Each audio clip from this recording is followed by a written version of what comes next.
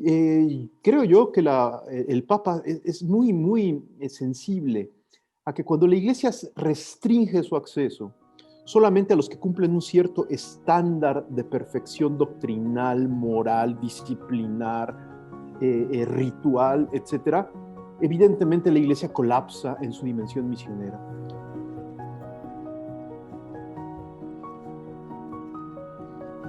Muy buenos días, Rodrigo Guerra López. Aquí estamos, bueno, has sido nombrado miembro ordinario de la Pontificia Academia de Ciencias Sociales. Y yo te pediría, cortito, que digas cuál es la función de esta academia, y después lo que a mí me interesa, como a ti también, es qué significa esto para la gente, qué implicancia tiene esto en el pueblo latinoamericano, por ejemplo, ¿no? Ciencias sociales, la academia. Sí, muy bien. Pues gracias, Enrique, por el interés en estos asuntos. La Academia Pontificia para las Ciencias Sociales es parte integrante de las distintas academias científicas que la Santa Sede ha tenido desde hace siglos. De hecho, la academia científica más antigua del mundo es la Academia Pontificia para las Ciencias, de la que se han ido desmembrando las distintas academias más especializadas. Y lo que se hace es acompañar justamente al Santo Padre, ofreciéndole conocimiento experto en diversas áreas de la economía, la política, el derecho y la filosofía a la luz de la doctrina social de la Iglesia. En esta academia participan creyentes, católicos, pero también no católicos. Por ejemplo, tenemos la presencia entre los 25 miembros de Joseph Stiglitz, Premio Nobel de Economía, y así de diversas personalidades.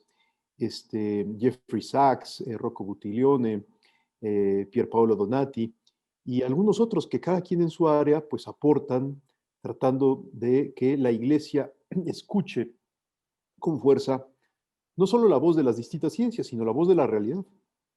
Sabes, Rodrigo, esto da pero para tanto, ¿no? El tema es, muchas veces se lo acusa al Papa Francisco como viene del fin del mundo, como va como en sandalias, como Jesús, digamos, recorriendo y con olor a oveja, etcétera. Cuando hay grupos muy conservadores que no les gusta lo que él hace, lo acusan de ser poco científico, de ser, digamos, poco correcto y objetivo, ¿no? O sea, es una...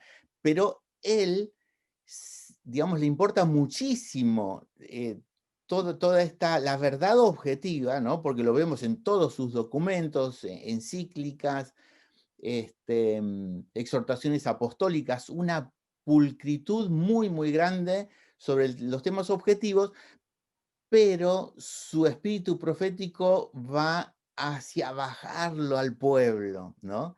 Y ahí es mi pregunta. ¿Qué significa para ti estar ahí en esta Academia Pontificia para las Ciencias Sociales en relación al pueblo latinoamericano? Sí, yo creo que el pensamiento latinoamericano en las ciencias sociales, en la filosofía, etcétera, justamente ha tenido este énfasis. Aunque hay distintas corrientes y matices, pero tal vez uno de los elementos más permanentes del pensamiento latinoamericano es justamente nacer del pueblo y buscar escuchar al pueblo.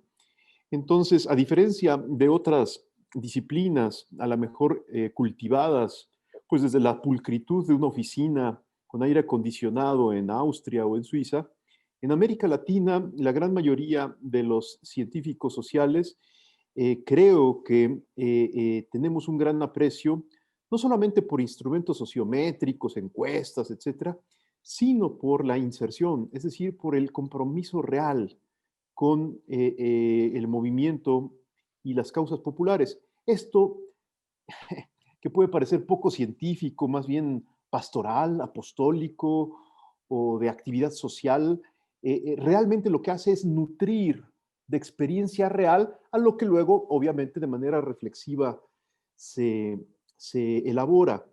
Voy a poner un ejemplo que a mí me gusta mucho ponerle a mis alumnos, y es, no es lo mismo aprenderse la mejor definición de justicia de memoria y sacar 10 en el examen, que haber vivido una lucha por la justicia. Cuando uno vive la lucha por la justicia, ese concepto que aprendimos en la escuela se llena de un contenido cualitativo que de otra manera no se obtiene. Creo que ese es un poco la importancia que tiene el que un latinoamericano sea invitado a esta academia científica, y es justamente que el enfoque y la manera de pensar latinoamericana pueda ser apreciada y contribuir, evidentemente, pues al gran concierto de voces que están ahí en esta academia para servir a la iglesia y para ayudar a que la iglesia no esté en la retaguardia, sino en la vanguardia de Exacto. la comprensión del mundo contemporáneo. Me llama muchísimo la atención cuando el Papa abre el Vaticano a los indígenas, a que vengan y se expresen así como ellos son, ¿no es cierto? Y cómo eh, tú sabes que es un tema candente y de los más importantes hoy en la iglesia, entender una iglesia de la teoría y del poder, donde el Papa siga siendo digamos, el que tiene la verdad absoluta, ¿no es cierto? Y distante, que ha sido por muchos siglos, por suerte de a poco se fue esto mejorando, ¿no? Pero de pronto ya no es que el Papa va al pueblo y va a la Amazonía y va a los necesitados, sino que la casa donde, digamos, está el vicario de Cristo, se llena del pueblo, ¿no? Y es interesante cómo en este tema, como algunos se han aferrado tanto a una tontera como si es Pachamama, si no es, es increíble, ¿no es cierto? Que eso pueda ser un gran tema o que sea un tema cuando evangelizar es abrir el corazón, ¿no es cierto? Así es, creo que el Papa, por supuesto que enseña con sus exhortaciones apostólicas, sus encíclicas, etcétera, pero enseña principalmente con su gesto.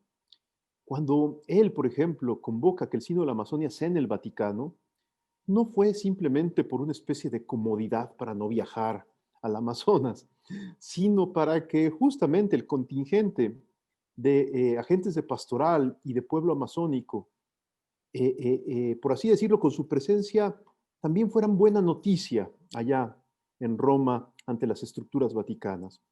Y evidentemente, tú lo has dicho ahorita de manera extraordinariamente clara, la iglesia tiene que aprender o reaprender a ser un espacio de acogida y de abrazo al puro, al coherente, al cátaro,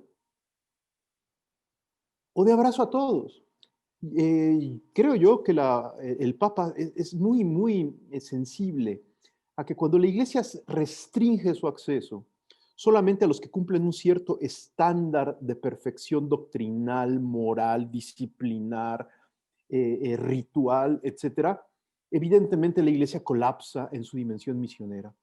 La dimensión misionera, claro, se practica yendo hasta la última frontera físicamente, tal vez viajando muy lejos, pero también se practica acogiendo radicalmente a todo aquel hombre que por la estructura de su corazón está aguardando a Jesucristo.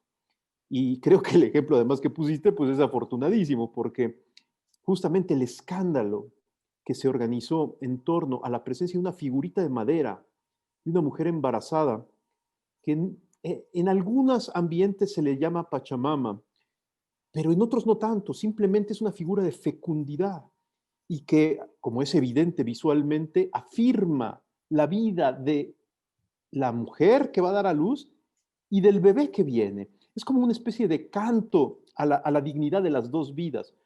Pues curiosamente los grupos que muchas veces más ardorosamente afirman la dignidad de la vida humana naciente, que luchan contra el aborto, se opusieron radicalmente a que esta figurita apareciera en una reunión, en un encuentro entre obispos, el Papa y los indígenas, que llevaban, por ejemplo, un indígena llevaba en una botella de agua, agua del Amazonas, y lo presentaba. Y otro llevaba un poco de tierra, y otro llevaba un poco de artesanía. Y de repente apareció esta figurita. El escándalo es del todo desproporcionado e inadecuado. Todos los que vivimos en América Latina y particularmente, por ejemplo, tu servidor que ha vivido en la Ciudad de México, en Puebla y en Querétaro, pues cada vez que hay una fiesta importante, por ejemplo, aquí en mi ciudad, la fiesta de la Santa Cruz, pues todas las comunidades indígenas llevan todos sus frutos, todos sus signos, todos sus símbolos, muchos de origen pagano, pero que la iglesia recibe como don para purificar y reintegrar en el gran misterio cristiano Y esto que acoge. lo ha aceptado Pablo VI, lo ha aceptado Juan Pablo II, yendo a nuestros pueblos latinoamericanos, ¿no? Pero esto da para otro video que me gustaría hacer contigo sobre bombas a Francisco, ¿no? Que tú sabes que tengo ese interés. ¿Qué pasa? Que esa lucha tan fuerte contra el magisterio del Papa Francisco que baja al pueblo y tiene actitudes como Jesús. Esto es inaceptable para muchos, ¿no? Y otra cosita sobre estas figuras, en realidad son supersticiosos los que están criticando esto, porque es una figura de madera, no es más que una madera, pero le dan un valor demoníaco, o sea, es algo muy, muy insólito, ¿no? Sí, fíjate que perdón, yo sé que quieres dedicarle mejor otro video al punto más en particular, pero No, comento pero un punto, y es, no solamente Pablo VI y papas recientes han acogido símbolos, figuras, dones de las culturas no cristianas, sino que el Vaticano es un ejemplo extraordinario arquitectónico de cómo la cultura pagana fue abrazada y acogida por la experiencia cristiana. La gran mayoría de los templos antiguos que existen en la ciudad de Roma, católicos, acogen una gran cantidad de símbolos en sus columnas, en sus decorados, en sus figuras, etcétera, de origen pagano.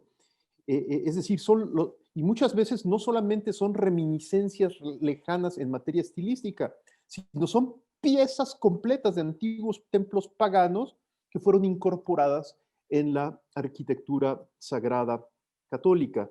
En otras palabras, el abrazo, la acogida, la recepción e incorporación de símbolos paganos dentro de una nueva cosmovisión cristiana ha sido característico de la iglesia, pues desde siempre, y eso hasta a nivel del pensamiento. ¿Qué habría sido de Santo Tomás si no hubiera contado con los aportes del pagano, muy pagano y peligroso Aristóteles? Pues no habríamos tenido la absolutamente. gracia del tomismo, ¿no? Ujú. Sí, es muy interesante ver cómo muchos predicadores católicos, yo los veo más protestantes que católicos, ¿no? Porque regidos por textos muy exactos, exactamente con esa obsesión que a veces tienen algunos protestantes.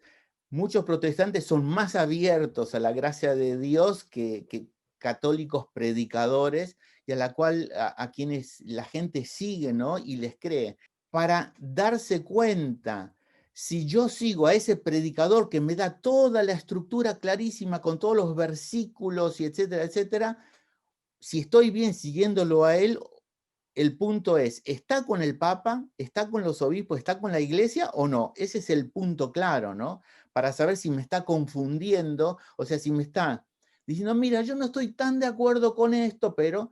Y otra cosa es decir, no, el Papa está mal por esto, y ahí es el punto donde el que no entiende mucho se puede dar cuenta, no, no, no, no, yo no lo sigo a este, yo sigo al Papa y sigo a los obispos, ¿no? Así es, hay una nueva versión del protestantismo por vía ultraconservadora que en nombre de una supuesta tradición y una supuesta ortodoxia doctrinal al margen del Papa, juzgan al Papa y lo señalan hasta como el anticristo. Eh, Esto, en el fondo, ¿por qué sí me atrevo a decir, no de manera metafórica, sino real, que es una especie de nueva versión del protestantismo?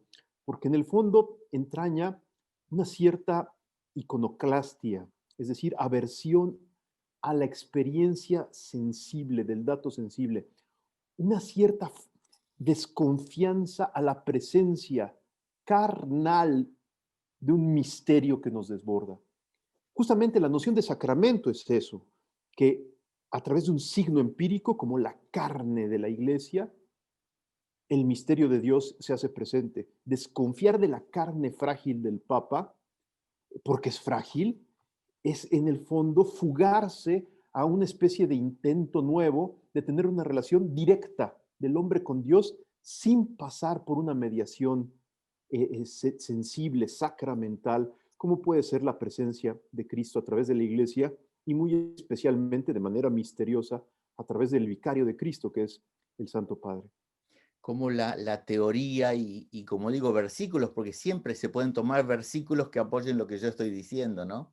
Hasta, escuché, no, porque en Apocalipsis, entonces con Apocalipsis uno puede fundar todas las sectas que uno quiera. Claro, y yo El le decía a Carlos, pastor, o sea, el predicador que usa el Apocalipsis para decir, yo tengo la verdad y no el Papa, es porque realmente, este, con frases bíblicas sacadas de contexto se puede demostrar que Dios no existe. por Es decir, supuesto. eh, eh, Eh, Vamos a cerrar, Rodrigo, con la Academia Pontificia para Ciencias Sociales. Dinos un poquito más qué vas a hacer tú en la academia. sí, el trabajo de las academias pontificias y en particular de esta consiste en, hay una asamblea cada 2 años en donde todos nos reunimos, siempre bajo un tema particular que el Santo Padre y la Secretaría de Estado marcan que debe de ser, digamos, el énfasis o el aspecto que hay que investigar. Se tienen presentaciones magistrales y eventualmente eso colabora pues a aumentar la conciencia de la Iglesia sobre determinado problema. Pero además existe también, evidentemente, trabajo académico a lo largo del año en equipos especializados para puntos concretos. Muchas de las cosas que luego vemos en las exhortaciones o en las encíclicas, pues nacen justamente de haber escuchado pues, a distintos especialistas en muy diversos temas. En el caso de la Academia de las Ciencias Sociales, pues es muy importante que hoy la academia en, entienda, y pues ahí hay grandes expertos que así lo hacen, que estamos en un momento de cambio de época. La pandemia, en cierto sentido, ha generado una serie de novedades también en el escenario social y político que merecen ser analizadas. Dentro de unas semanas, a su servidor se le ha pedido tener una reunión privada con todos los miembros de la academia para explicar justamente el fenómeno del neopopulismo de derechas en América Latina, es decir, y ver cómo Fratelli Tutti nos puede ayudar a corregir este feo vicio que ha generado una problemática gravísima en los Estados Unidos, pero también en otras partes de América Latina, y que ha generado también el que existan una gran cantidad de nuevos grupos que buscan liderazgos autoritarios de ultraderecha, como si eso fuera una respuesta pertinente ante los desaciertos de algunas izquierdas en diversos países. Pues hay que analizar ese tipo de fenómenos, las nuevas culturas juveniles, el desafío de un nuevo modelo económico con mayor sensibilidad social y tantas otras cosas, pues son los temas a los que esta academia se dedica. Buenísimo, Rodrigo Guerra López, muchas gracias. He visto mucha alegría, mucho acompañamiento en las redes a este nombramiento para México, para Latinoamérica. Y bueno, que todo sea para bien y gloria de Dios, para la Iglesia y la Iglesia en Latinoamérica, la Iglesia Universal. Muchas gracias. Gracias, Enrique, y gracias a toda la audiencia que nos acompaña interesada en estos asuntos. Muchísimas gracias.